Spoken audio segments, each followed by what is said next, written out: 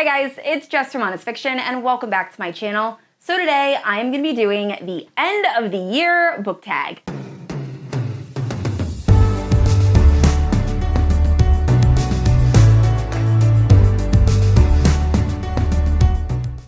Alright guys, so I've been seeing a lot of other booktubers doing this tag, and it just seemed like a very fun, chill video just to discuss my end of the year reading plans, and then also some of my reading plans for next year. Now, if you're unfamiliar with my channel, I post new videos every Thursday and Sunday. If you haven't yet, please like and subscribe. You can also hit the notification bell to be notified whenever I post new bookish content. You can also check out my Instagram and Goodreads, both linked down below. With all that out of the way, let's get into these tag questions. Alright guys, so I have all the questions here on my laptop. So the first one is, are there any books you started this year that you still need to finish?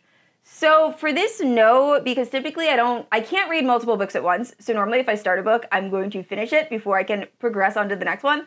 And if I DNF a book, I normally never go back to it. So no in terms of books. However, in terms of series, there are so many series that I need to get caught up on before the newest book comes out. So, for example, Zodiac Academy, I just finished book 6, still haven't read book 7, and now it's going to be at least 9 books. So really need to get caught up with that. Broken Bonds, I read book 4, I still need to read book 5, and I think the audio was just released or is about to be released. If you know, let me know in the comments. And then what else? Kingmaker series, I read Dean. I haven't read, what's it called? Let's see. The Spy. I haven't read The Spy yet. I heard you have to read Ivan and Snow, so I definitely have to read those so I can finish the Kingmaker series. And then To Snap a Silver Stem, which is the sequel to Bleed a Crystal Bloom, I've been wanting to read forever. The audio is going to be released in November, finally, so I will definitely be reading that before the end of the year. But yeah, there are a lot of series that I still need to finish. All right, the next question is, do you have an autumnal book to transition you into the end of the year? So this is a little bit difficult because I feel like I read a lot of like spooky, haunted romance and fantasy at the end of September going into October. And then by the time it's like close to the end of the year, I'm like binging Christmas romances so I can make recommendation videos for that time of year. So like I've already started reading like some like Christmas rom-coms and like things of that nature. So I feel like around Thanksgiving, I'm really just reading like Christmas stuff. I also really enjoy fantasy in the winter. I don't know, something about the winter just makes me want to read like fantasy romance and a little bit more like dense fantasy books. So I'm excited for A Light in the Flame, which will definitely be out by the time I post this video. But that is the next book after A Shadow in the Ember, so I cannot wait to read that. But yeah, I don't know if there's any autumnal books in particular that I'm like really looking forward to.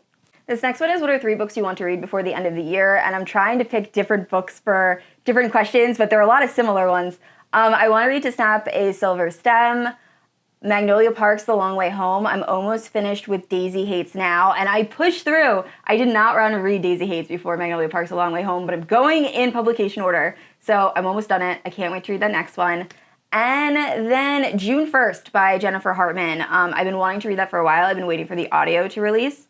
And also, there's a fantasy romance, Between Wrath and Mercy. I think the audio for that might be released still this year. I hope it is. If that gets released, I definitely want to read that before next year. And the next question is there a new release you're waiting for? So I kind of already answered that. I'm very excited about A Light in the Flame. But that'll already be out by the time this posts. So Zodiac Academy 8, I'm very much looking forward to. Anastasia by Sophie Lark, I think is going to be that's a very anticipated read for me. I think it's going to be really good. Anastasia is one of my favorite stories, so I can't wait to see what twist she puts on it.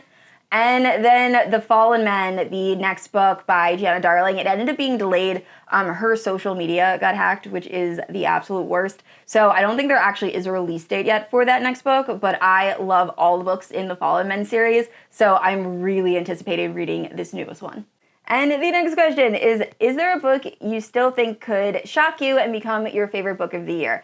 I've read some amazing books this year, so I feel like that list, it's going to be really hard to top the books I really enjoyed.